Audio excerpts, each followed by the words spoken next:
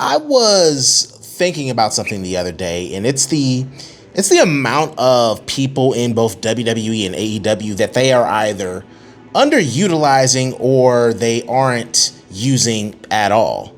And it is crazy how both of these companies will make these huge deals out of a lot of these signings and then go on to do next to nothing with some of the people that they sign. And this isn't just a problem for newer people. This is one where we see you have established talent that they actually have built up a little bit, and yet and still they aren't utilizing them when they could be on TV being of use in better roles than they are now or have a role, which some of them do not. So I want to go over 3 names in AEW and 3 names in WWE that I feel are not being used to their max potential, a couple of ideas of what could happen, and solutions of, maybe there's a better way that we can get out of this. So starting it off with WWE, the first act that I think of is the Creed brothers, Julius and Brutus. Like 2 years ago, the Creed brothers were a fun young tag team in NXT. They had little shades of the Steiners, little shades of the world's greatest tag team. Even though I don't think they are as good as either of those teams, they kind of reminded me of those with the amateur background that both guys have. And Julius Creed was looking like, man, if they build him right and they use him right, in a couple of years, he could be player, IC champion, maybe even one of these young guys who could be a world champion. Who knows? Tall, nice looking young dude. But over the last 2 years, they have done next to nothing, and it is really disappointing. You had them just being a part of American Made with Chad Gable, which was good, which could have worked. Problem is, they weren't utilized, and American Made wasn't utilized. And eventually that got spun off into the El Grande Americano universe, and they were rebranded as Brute and Julie or something like that. And we just haven't seen them. They've been main event merchants for most of the last year, and it's disappointing because this is a tag team where you're like, oh, they can kind of take that place of the Usos when they step aside, or the New Day when they step aside. And it's just, you don't have many actual tag teams in WWE right now. And the Creed brothers, they're being wasted just as main event merchants, while we have Braun Breaker and Austin Theory as the tag team champions on Raw. And Braun Breaker, hopefully he's about to move out of that tag team scene and go into a feud with Obafemi, and maybe that eventually, and from my lips to God's ears, maybe that leads to Braun Breaker exiting the Vision entirely, because quite honestly, Vision, that's a poverty franchise. That's a poverty faction. And Braun Breaker needs to be out of that and needs to be mixing it up with upper level people if he's going to get to where they think he can be. The next name for WWE that I think is being really underutilized is Jordynne Grace.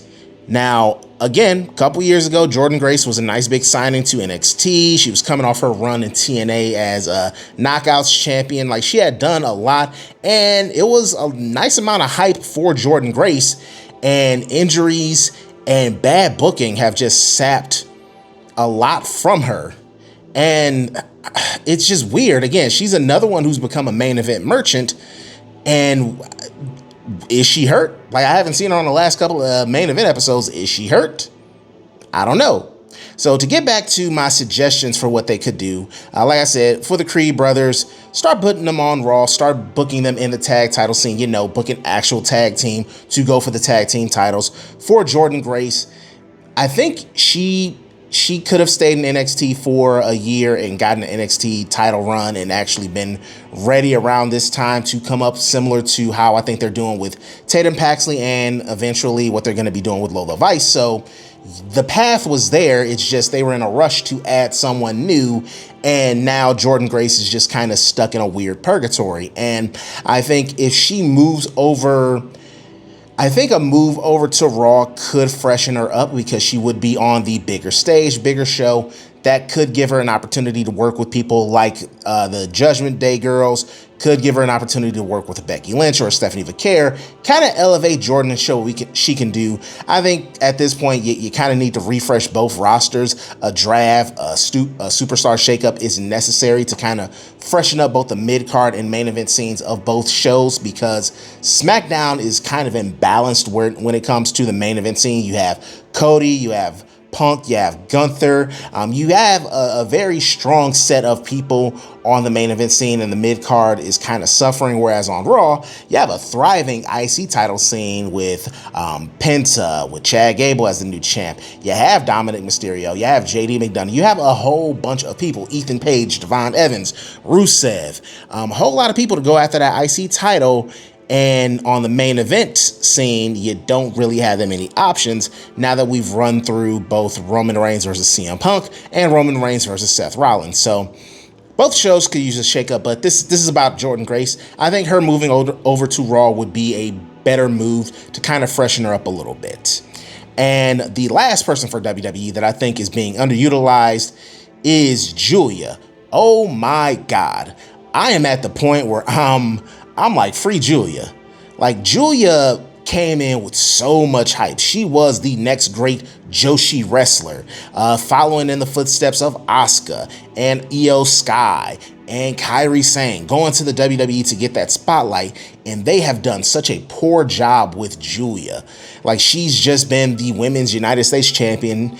She hasn't had any PLE matches since she's been on SmackDown. She's basically been, in a lot of ways, Kiana James' young girl. And even earlier this year, Kiana James was getting a more sustained push than Julia was. And so it's crazy that you have somebody who has the talent, somebody who had the hype coming in, yet you have chosen to use her in such little ways, or booking her in such a bad way that all the juice that Julia had when she came in, that is gone. And I think the only way that she can get that back, maybe if you move her over to Raw and you put her with a Io or put her with a Becky, maybe that could work. But I honestly think Julia may need an excursion out of WWE. Maybe she could go on AAA and kind of get rehabbed that way. Maybe she could go to TNA for a little bit, or probably maybe she can head over to AEW when her contract's up. I don't know what you're going to do with Julia, but you have underutilized her. Whew, can't talk today. Underutilized her a lot, and it's just disappointing. So those three are who I think WWE has either left to the wayside or they aren't using to their full abilities. For AEW, I have a couple of names. Top of mind, and we're going to start off with another tag team. It is The Acclaimed. If you remember, All Out 2022, the reaction to The Acclaimed versus Swerve and Our Glory, they had match of the night. They were so over that people were clamoring for Tony Khan, for somebody in the ring to call an audible, put the titles on him, on Max Caster and Anthony Bowens, and they did. They got Billy Gunn over in 2022. Like, that's how over and how much people loved The Acclaim. And, you know, they had a blink and you'll miss it run with the titles.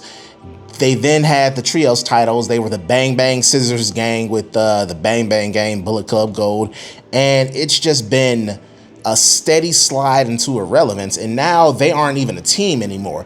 Max Caster, people are wondering when his contract expires because he might be on his way out the company. And Anthony Bowens is now a member of the Ops. And yeah, it's cool to be associated with Samoa Joe, but you had your homegrown to a true homegrown from the mud AEW tag team, and you, over just for no reason, you kind of just let them rot away. And so The Acclaim, just what they were and what they could have been and what they should have been, it's just disappointing to see where they're at now. Another act that I think is almost in the Julia category is Jay White. Jay White, again, came in, all the hype in the world from New Japan, had a solid run, the last great leader of the Bullet Club, IWGP champion, won all those belts, came in with a lot of fanfare, had a fantastic tag team match where it was him and Juice against FTR, and We've gotten a whole lot of bupkis. Jay White's been hurt. Jay White had that just momentum killing match with MJF at Full Gear 2023. And Jay White has recently returned, and maybe they can salvage him as a single. But as of this moment, Jay White is just, I'm at that point. Free Jay White. If you could swap Jay White and Julia, I think that might work out best for all parties involved. Send Jay White to WWE, send Julia to AEW. Let's see how those parties work out. But Jay White, he has the talent, he has the charisma, but I just don't. I'm not sure because he's so far down the totem pole right now. Like, I don't see him winning the AEW World Title before MJF wins it again, before Will Ospreay, or before Kevin Knight. I think Kevin Knight's gonna get it. I think Hangman Page is gonna somehow find his way back to the title. I don't see Jay White getting back to that main event scene, and it might just be time for you to explore your options elsewhere. And the last person is the one and only Dr. Britt Baker, DMD. Oh my God. Unless I have missed something, it has been nearly 2 full years since Britt Baker has been on AEW television. That is insane, considering Britt Baker was one of the first signings for AEW. She was the foundation of their women's division. She had the first, really breakout women's match against Thunder Rosa in their Lights Out match. She was so vital to AEW in the beginning, in those first couple of years, being the center of that. And she is just falling off the face of the earth. She is just went into the Shadow Realm, the Phantom Zone, whatever you want to call it. She is gone.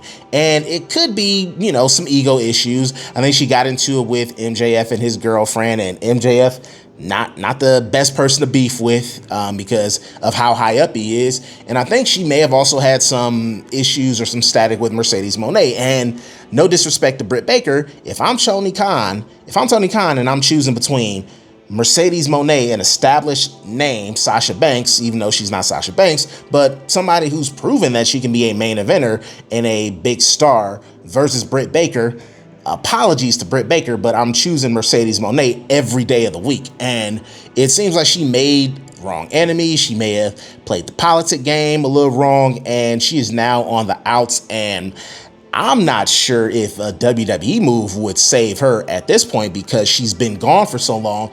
And if you look at the WWE women's roster, does Britt compare to a Becky Lynch? Can Britt compare to Rhea or Jade Cargill or Naomi once she returns, or hell, even somebody like Lash who's newer to the scene? Britt would be behind so many people, and at this point, it's like, what does Britt Baker bring that some of those other women do not? And I think that, I think for Britt, it might be, you might go ahead and get that dentist office open again, because the world of wrestling might not be for you anymore, Playgirl. But that's just me. Those are a couple of names that I think both WWE and AEW aren't either using to their best or just letting waste away. There surely are more. I think a lot of people will be like, what about Carmelo Hayes? Carmelo Hayes was nearly on this list, but Carmelo Hayes is on TV too regularly for me to be like, yeah, even though I think Carmelo Hayes' booking could be infinitely better, he's still on TV enough, and I think there is a path for him to have a bigger push. Ilya Dragunov also almost made this list. I think I'm nervous about Ilya, and I love Ilya. I'm a fan of him as a wrestler.